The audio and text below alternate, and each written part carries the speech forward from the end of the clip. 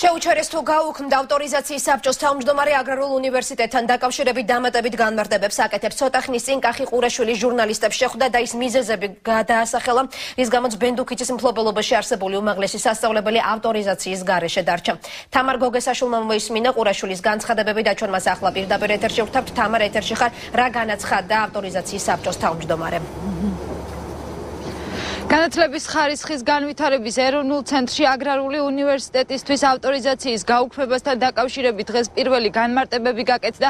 ავტორიზაციის საბჭოს თავმჯდომარემ კახი ყურაშვილმა ავტორიზაციის სტანდარტების დარღვევაზე ისაუბრა. მისი თქმით, აგრარულ უნივერსიტეტს რამდენიმე სტუდენტზე გაცემული ჰქონდა ბაკალავრის ხარისხის დიპლომი, ისე რომ აღნიშნულ სტუდენტებს არ ჰქონდათ შესაბამისი კრედიტები. ასევე უნივერსიტეტში დარღვეული იყო პროფესორ მასწავლებლების კონკურსის წესით შერჩევის პროცედურა. კახი ყურაშვილის განმარტებით აღნიშნული ანგარიში უნივერსიტეტს გადაეგზავნა 28 იანვარს და მათ ჰქონდათ ერთი თვე ხარვეზების აღმოფხვრისთვის.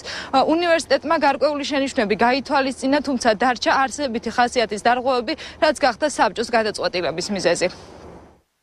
უნივერსიტეტის მიერ რამოდენიმე შემთხვევაში გაცემული იყო ბაკალავრის დიპლომი და მინიჭებული იყო კვალიფიკაცია ისე, რომ სტუდენტს არ ჰქონდა სათანადო წესით კანონმდებლობის შესაბამისად აღიარებული 240 სასწავლო კრედიტი.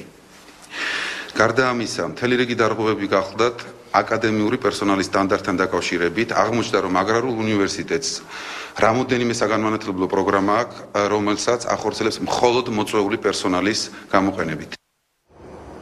კახი ყურაშვილის განცხადებით ავტორიზაციის გაუქმების გადაწყვეტილება მოხდა სპეციალური დათქმით, რომლის მიხედვითაც გადაწყვეტილება ძალაში შევა სასწავლო წლის დასრულების შემდეგ. აგრარულ უნივერსიტეტს კი ექნება 4 თვე საიმისოდ, რომ გამოასწოროს არსებული ხარვეზები და აღიდგინოს ავტორიზაცია.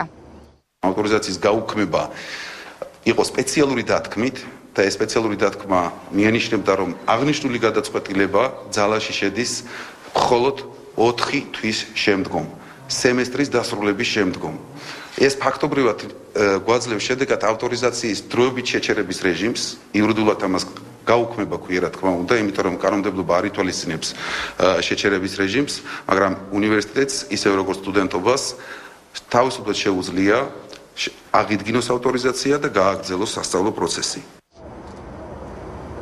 ავტორიზაციის საბჭო ასევე მზადყოფნას გამოთქვამს დაეხმაროს აგრარულ უნივერსიტეტს ხარვეზების აღმოფხვრაში და გაუწიოს გარკვეული კონსულტაცია. ამისთვის უმაღლეს სასწავლებელს 4 თვე ექნება.